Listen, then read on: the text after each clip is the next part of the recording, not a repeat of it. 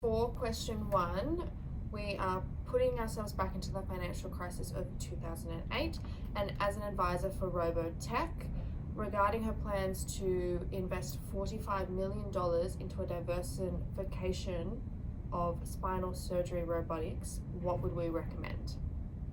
So what basically happened in 2008 and 2009, starting off from the bigger economies like the USA, a lot of the banking industries and the financial institutions such as the Lehman Brothers, it started off in 2007 when they started giving out large amounts of loans, especially when it came to the mortgages and houses and stuff. So people started borrowing more. The Lehman Brothers started borrowing more off of other financial institutions as well as the governments. So people started defaulting on their mortgage payments, which meant that the financial institutions didn't have enough money. They weren't liquid enough to pay back their loans, which ultimately meant that all the other commercial banks and other financial institutions who were basically under those financial institutions went out of money as well. So in the end, the government needed to come out. They need to put their own money in the financial market. They need to bail out the bigger financial institutions out of this.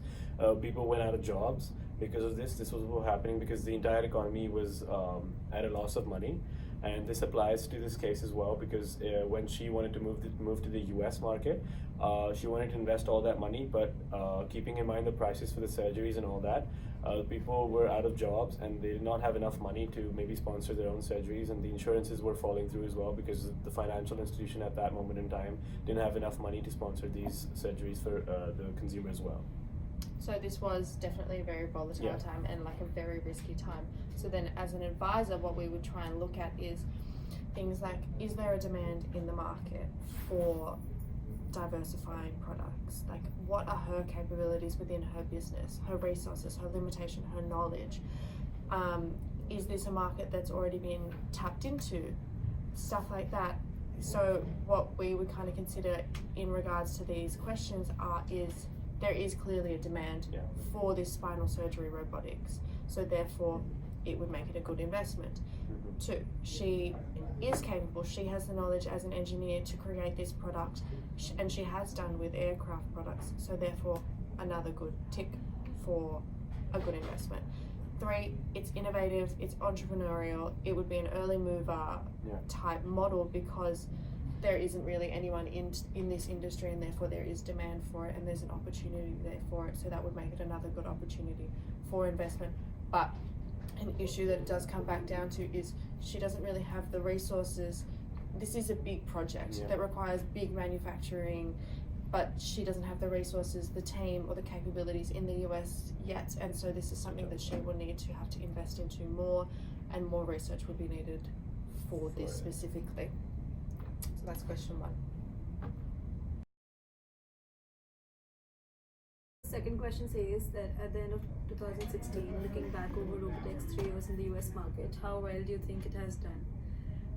So there were a lot of demands in US for the spinal surgery, and Chen had come up with the new technology of the spinal surgery robotics, which could actually see the entire image, because this surgery is very difficult for the doctors to see the entire image and perform the surgery. So it was a very innovative idea, and and then she looked at the US market. So there were about 360,000 procedures which could be performed in the market, and the estimation was that 1,500 of these institutions could afford the system. So initially the gross margin of the sales was 45%, but the estimation was that it would in the market increase up to about 60% or 70%. So that was an increase in their profit margin as well. Also, moving on in the start of the US, when they did enter the US market, they went through a good hiring procedure, hiring a good amount of people, team with 6 people, and they got an FDA approval within 8 months of their clinical trials. So that was pretty quick when considered this sort of a surgery thing. They had a 3-pronged strategy. So their 3 strategies were targeting the key facilities and training the surgeons and educating the patients.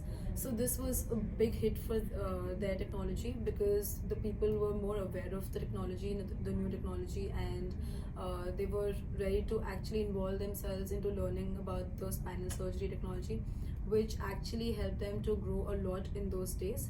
And their sales went up like in 2014 when they launched their product. So they sold like 24 products, and by the end of that year they had 6 more orders. Yeah, and this was turning out to be a good move for them, because it was considered that hospitals that did not own these robotic arms in these facilities, doctors were trying to leave and move on to hospitals that had better procedures and stuff like that. And they also predicted that in about 5 years' time, this would be the medical standard for knee and hip surgery, and in some more years it will also be the medical standard for the spinal surgery. And even when they were going through some losses and things like that, so they Basic liquidation basically problems, wanted to yes. capitalize on market interest by asking the customers to pay a 30% of their deposit with order to guarantee their place in the production schedule. So the customers were a little unhappy, but in spite of this, they still recorded like 55 sales with 20 more units on the order.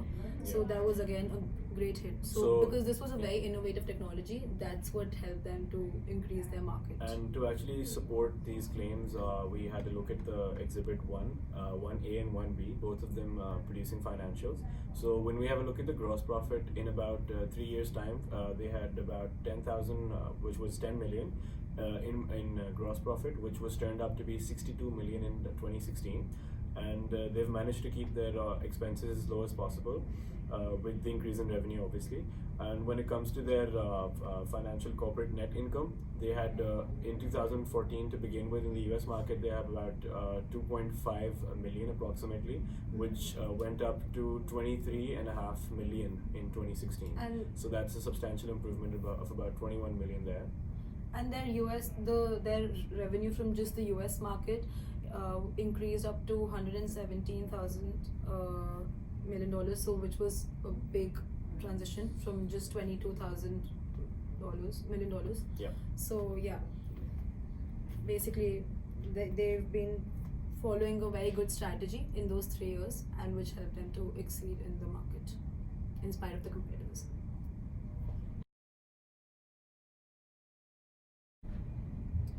So for question 3 and 4, we've decided to combine them because we wanted to provide solutions on what Chen should do now moving forward from 2017. The way that we wanted to tackle this question is first figure out what the problems were and identify which ones were most critical, and then provide the solutions for her to move forward based on these problems. So we've devised from the reading some of the problems that Chen faced and then ordered them in terms of which one is most critical. So in terms of competition, she obviously entered this market into the blue ocean strategy. She was an innovator and an early mover within this industry. But then as the years went on, competition increased, creating a red ocean problem where she then needed to either fight back and continue innovating and diversifying products within this industry, or find new realms to explore. The second one was continual innovation.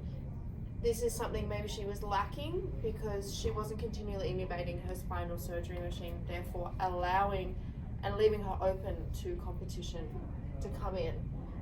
Number 3 was oversupply. By the end of 2017, there was obviously so much more competition, therefore an oversupply of machines and more opportunity for companies and hospitals to purchase from different suppliers. Number 4 was the changing US regulations with the introduction or the election of Donald Trump. This had the potential risk of making the Obamacare obsolete. And then last one, which was a minor core business problem, was the receivables turnover that they were facing. Okay, so in a response to problem 1 being competition, an option for Chen would be to actually explore partnerships with large multinational firms such as Johnson & Johnson to actually help them leverage potential expansion and find bigger shares in markets perhaps outside of the US, which they can explore to heighten their revenue and increase net profit. Another option would be to patent their products and then potentially enter into negotiations with government institutions or other businesses to sell their intellectual property at a high price. However, question 3 does note that selling or partnerships aren't really an option for Chen at this time. So basically, we believe our only real option, if we consider those conditions, would be to either diversify or pursue another blue ocean strategy.